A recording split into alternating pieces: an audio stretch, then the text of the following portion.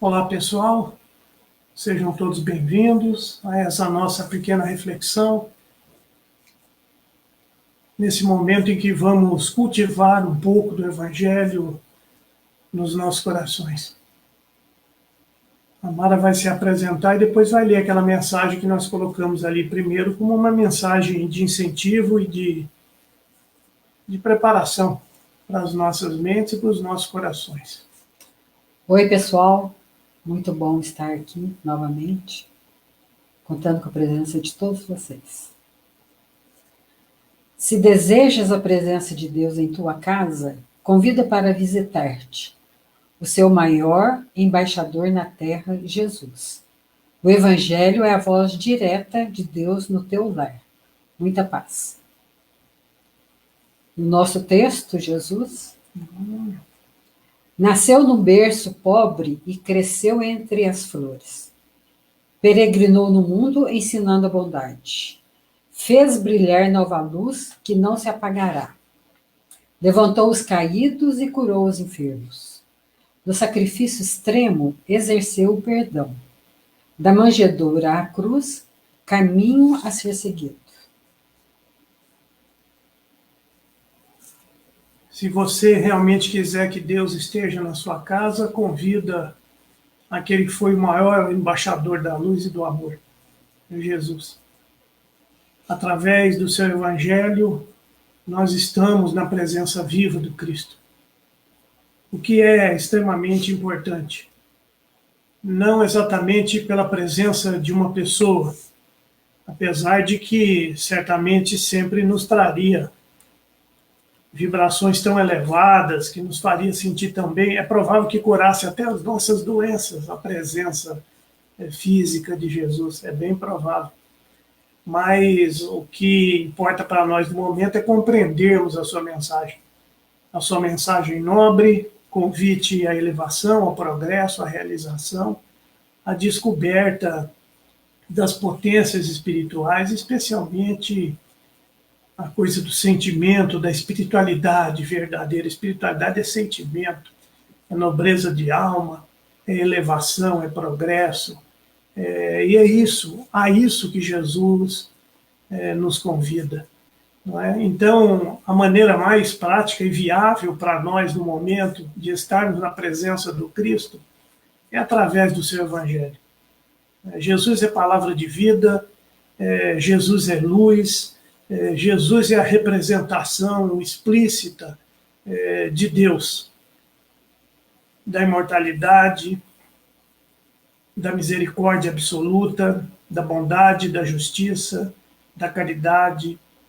E através do seu Evangelho, da sua Boa Nova, nós estamos em contato direto com Jesus.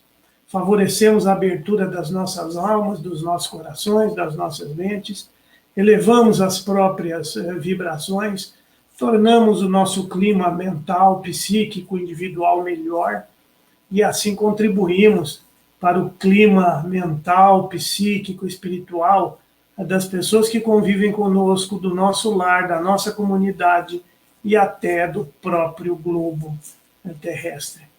Façamos a nossa prece, sempre evocando a lembrança de Jesus, o Mestre amado, com seu olhar sereno, piedoso, generoso, voltado para nós nesse momento, estendendo as suas mãos, nos convidando a uma elevação de alma, de pensamentos, de sentimentos, a fim de comungarmos com as mais altas esferas do mundo espiritual e recebermos ali, na forma de fluidos, de energias, de passes, de intuições, aquilo que de melhor nós podemos absorver nesse momento, trazendo um pouco de luz para o nosso entendimento, trazendo paz para as nossas almas, trazendo alegria para os nossos corações.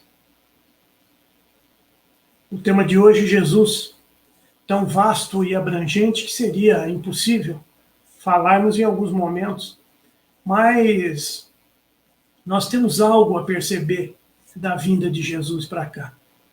Primeiro, o texto nos diz que ele nasceu na pobreza. não se refere exatamente à pobreza material, não é? Mas se refere à questão da humildade.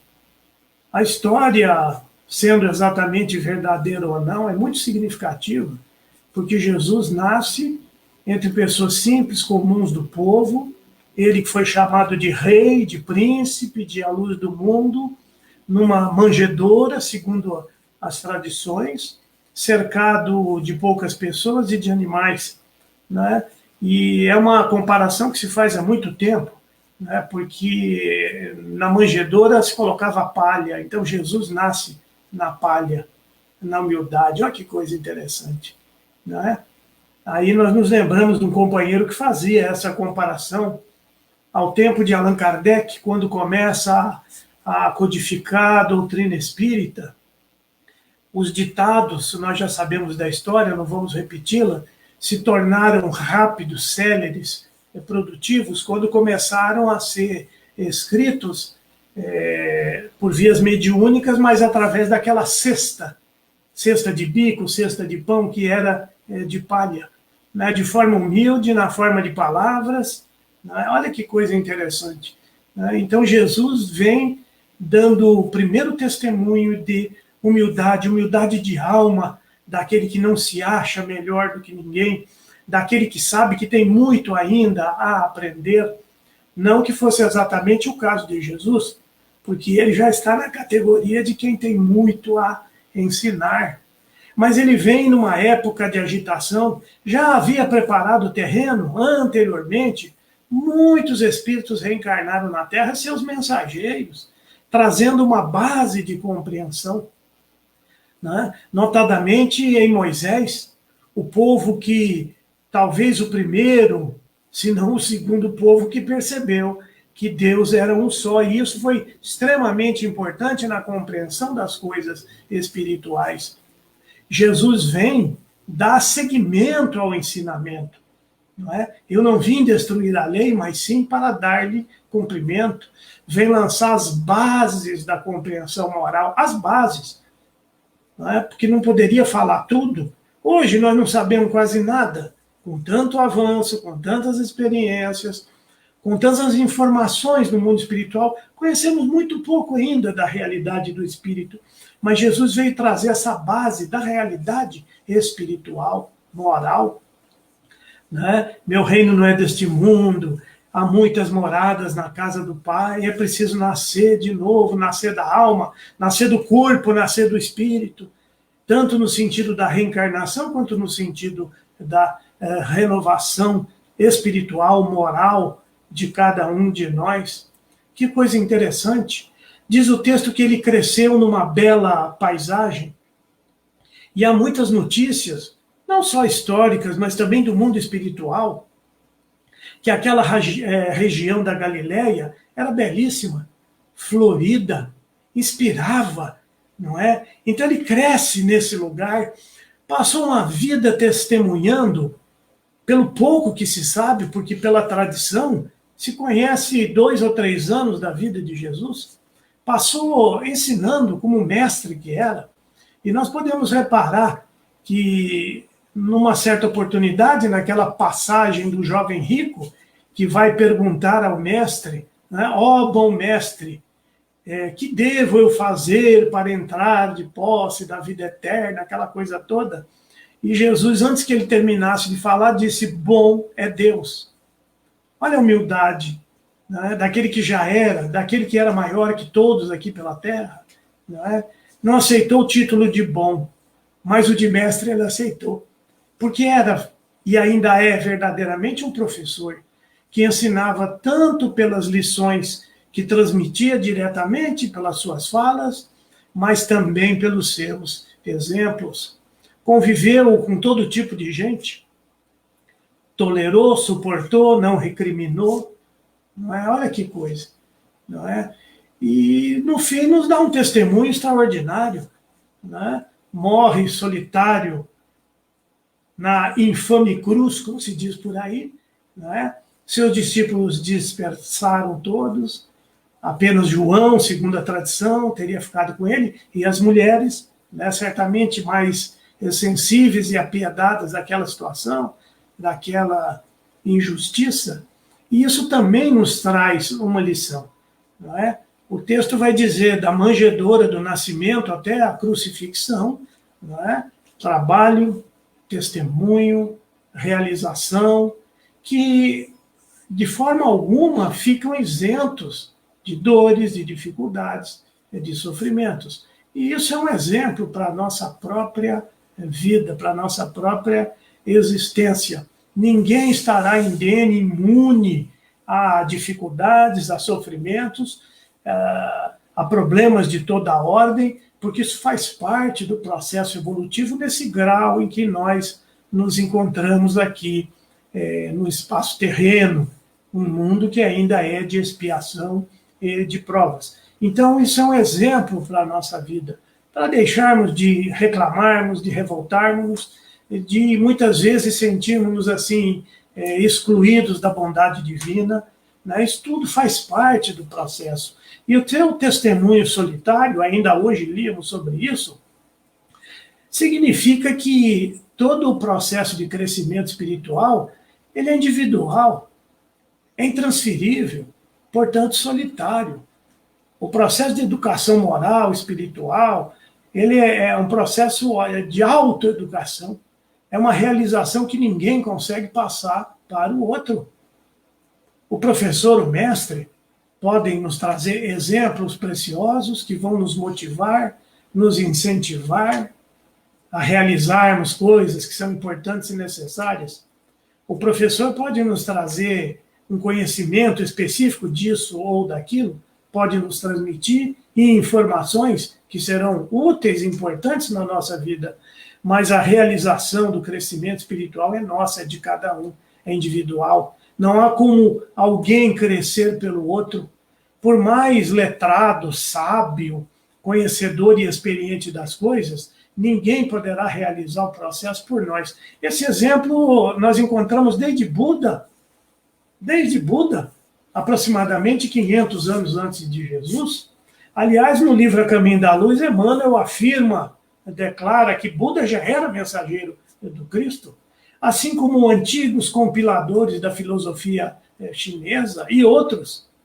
Em Sócrates, nós vamos encontrar a substância que está contida no Evangelho. Falam a mesma coisa, porém de acordo com o tempo, com a circunstância, com o lugar onde aqueles mensageiros do Cristo reencarnaram para preparar o terreno para a vinda do próprio Mestre.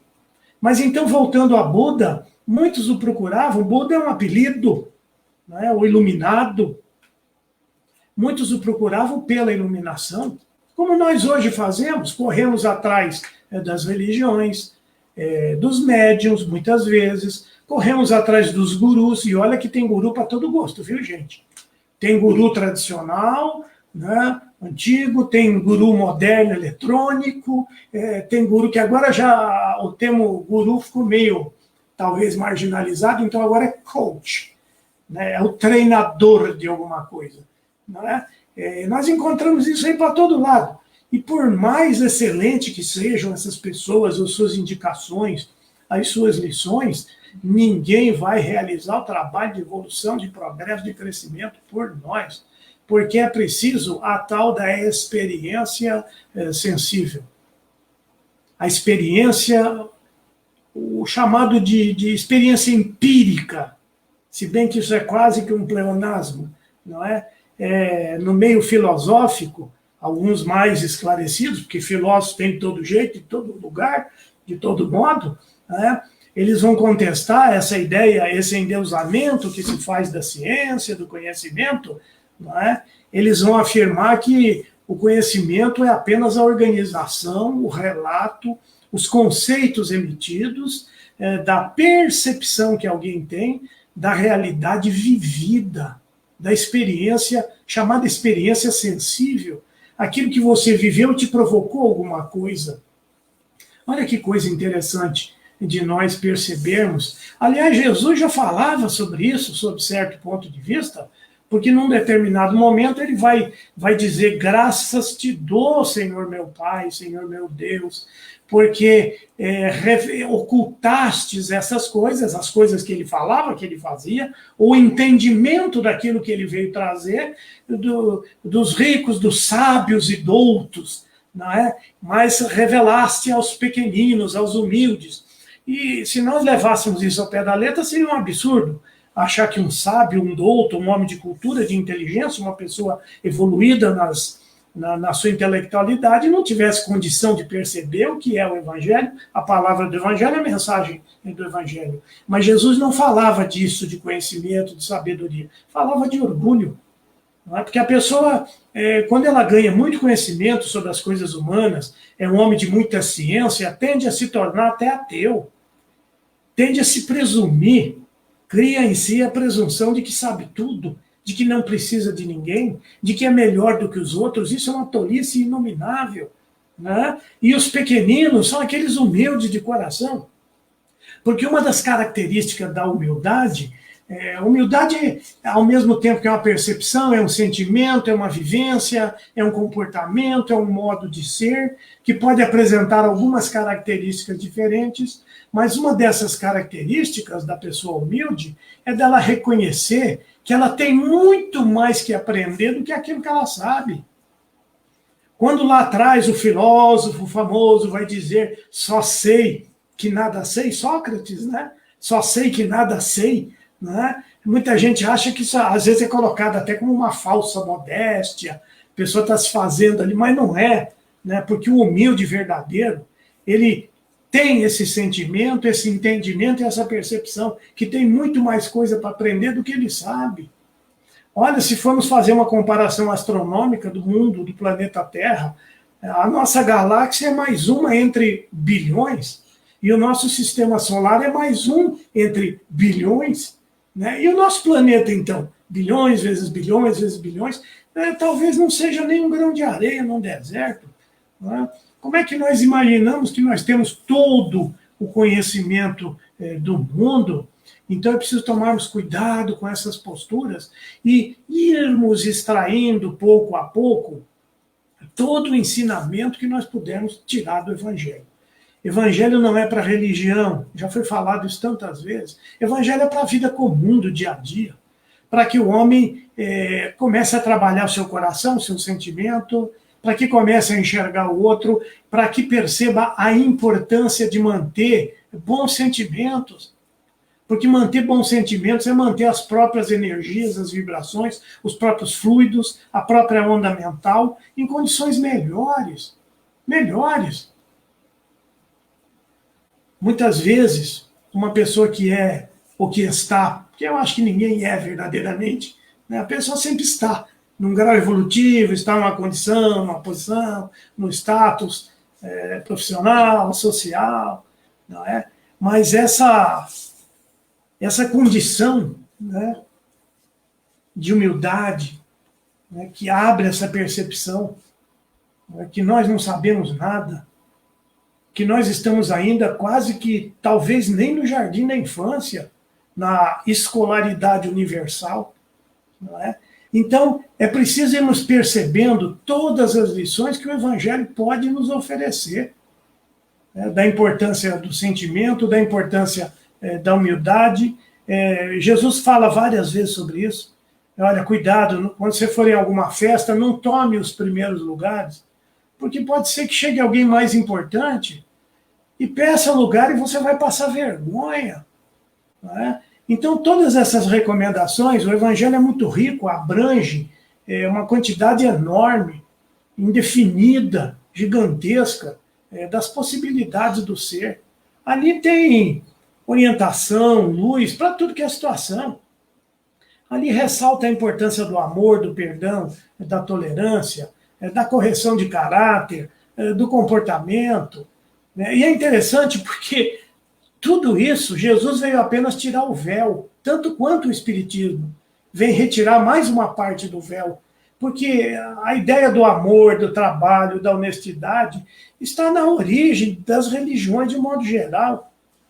O chamado Antigo Testamento, que é a narrativa da ótica, do ponto de vista e da vivência do povo hebreu, se nós formos pegar os Salmos, o Eclesiastes, o livro das leis, todas aquelas histórias dão relato da importância do comportamento, da devoção, da religiosidade, é claro, adaptado ao seu tempo, de acordo com a percepção daquele povo daquela época. Muita coisa foi levada ao pé da letra, não é? Quando surge dos primeiros tempos do cristianismo, os primeiros cristãos eram todos judeus, então eles começaram a misturar, a querer dar sequência ao entendimento de Moisés e simplesmente agregar as coisas de Jesus. Depois as igrejas foram surgindo, e aí houve um grande desvirtuamento feito pelas pessoas, né? Muito servindo a interesses pessoais, e nós acabamos perdendo um pouco da percepção do que era o Evangelho, qual era a sua verdadeira proposta e mensagem. A proposta do Evangelho, hoje nós já entendemos mais, porque tivemos a chave, ou uma das chaves de compreensão, que nos esclareceu muito, que foi a doutrina dos Espíritos, não é? Veio nos esclarecer pontos que nós certamente compreenderíamos, mas poderíamos levar muitos anos, muitas experiências, muito sofrimento inútil. Então nós temos no Espiritismo um esclarecimento a respeito do que é Jesus, do que é o Evangelho, tanto é que o Espiritismo é uma continuidade do Evangelho, não é? É mais um passo na tentativa dos Espíritos de implantar o Evangelho na Terra, diga-se, nos corações humanos. Então, vamos perceber, há uma passagem também no Evangelho, onde Jesus vai falar algo, vai se referir, porque já existia isso no Antigo Testamento, né? Mas atribuído a Deus, ao Senhor. Se eu bater na tua porta, o Senhor falando com a pessoa, se eu bater na tua porta e você abrir, eu entrarei e vou cear, vou jantar com você, né? Então isso nos dá a ideia de que nós precisamos abrir as portas do coração para a religiosidade, no nosso caso para Jesus, porque a nossa essência é cristã, eminentemente cristã, não é? Mas é uma coisa que não é imposta, não é uma coisa que venha de fora para dentro, e é uma coisa que precisa ter a colaboração, a participação, a iniciativa, a ação de cada um de nós. Talvez, certamente no Calvário, uma das maiores lições do Evangelho, né? Maiormente que depois Jesus aí aparece, né? Dá o testemunho de que tudo que ele falou era verdade, dá um testemunho primoroso de que a morte não existe, eu venci a morte, eu venci o mundo, não é? Então, mas nos traz também essa lição preciosa de que o trabalho de crescimento espiritual não é fácil, não é feito sem dores e sem dificuldades, e é um trabalho self, né? De si para si mesmo, é um trabalho individual. Podemos aproveitar das coisas do mundo, das pessoas, de todo o conhecimento, da experiência dos outros, do exemplo que as outras pessoas podem nos oferecer. Podemos e devemos aproveitar disso, mas sempre entendendo que a realização é nossa. Então, vencer os desafios do egoísmo, do nosso egoísmo, é nosso, não é do vizinho. Vencer, muitas vezes, aquele sentimento de vaidade, de ganância, de inveja, disso ou daquilo, as sombras que trazemos dentro de nós, é um trabalho que cabe a cada um de nós. É um trabalho de superação. É que nem fazer regime, né? Dieta alimentar. Vez por outra aparece um remedinho mágico, isso acontece na religião, na filosofia, surge um remedinho mágico que vai resolver a nossa problemática de um dia para o outro. Tome essa pílula e perca 30 quilos em 30 dias. Quer dizer, se o nego perder 30 quilos em 30 dias, está quase morto, não é? As coisas espirituais é a mesma coisa, não há mágica, não há pílula, não há coach, técnico, guru, ninguém que vai resolver o nosso problema. Tudo isso pode nos ajudar, de alguma forma, nos esclarecer nisso ou naquilo, nos incentivar, nos dar exemplos. Mas o trabalho, como eu disse, o trabalho da dieta alimentar, quem faz dieta, quem fez dieta sabe como é difícil, né? Como é duro você renunciar a quitutes, a delícias alimentares, a doces, a salgados, para quem gosta disso, né? Pois o trabalho de crescimento espiritual é muito semelhante, porque é um trabalho de renúncia, mas de coisas diferentes. façamos a nossa prece, nosso horário já vai terminando. Convidamos todos a, nesse momento, de novo mentalizarmos a presença excelsa do Cristo, de luz, de amor, de bondade, né? Rogando sempre a sua assistência, que jamais nos falta. Isso é um verdadeiro esforço inútil, né? Pedir pela bondade de Deus, pedir pela presença viva e amorosa de Jesus, é inútil porque eles sempre estiveram conosco. Jesus jamais abandonou os chamados filhos seus terrenos, né, ao léu, à sua sorte. Nós é que temos a cabeça dura e o coração mais duro ainda, que não prestamos atenção nas suas lições, que não damos ouvidos às orientações espirituais que nos chegam a todo dia, quase que a todo instante, e resolvemos agir de acordo com os nossos interesses pessoais, egoísticos muitas vezes, né? Pensando apenas na utilização das coisas, na fruição dos prazeres, não é? E aí vamos sofrer as consequências. Mas então, quem sabe, quem dera pudéssemos sentir a presença de Jesus viva em nossos corações, na nossa casa, nos nossos lares. Quem dera, Senhor, pudéssemos finalmente acreditar de que a vida trabalha sempre a nosso favor, que nos foram dados recursos e oportunidades extraordinários para realizarmos o trabalho individual, difícil e desafiador do crescimento espiritual, moral, do crescimento do sentimento amoroso, que existe já, em essência, em todos nós. Seja conosco, Senhor, essa presença de luz, nos ajudando a melhor compreendermos a vida, a melhor suportarmos e tolerarmos uns aos outros, a entender definitivamente que a Terra é um paraíso vívido a ser construído por cada um de nós, que muitos movimentaram recursos extraordinários a nosso favor. Nos ajude a compreender, a nos fortalecer, Senhor, para enfrentarmos as dificuldades da vida, especialmente nesses tempos de maior rigor, de maiores expiações e provações. Não nos deixe, Senhor, perder a expectativa dos tempos melhores, a esperança de momentos mais felizes, a esperança do reencontro com aqueles entes queridos, amados, que nos precederam na grande viagem rumo ao mundo espiritual. Que todos eles possam receber, Senhor, assim como todas aquelas pessoas que nós pensamos, mentalizamos, nos lembramos nesse momento dessas energias suaves, vibrações amorosas, que possam tranquilizar e serenar corações aflitos, que possam trazer esperança para aquele que se encontra no desconsolo, e quem sabe, Senhor, a recuperação da saúde, que não seja da saúde física, Senhor, mas que seja da nossa saúde mais importante, que é a espiritual.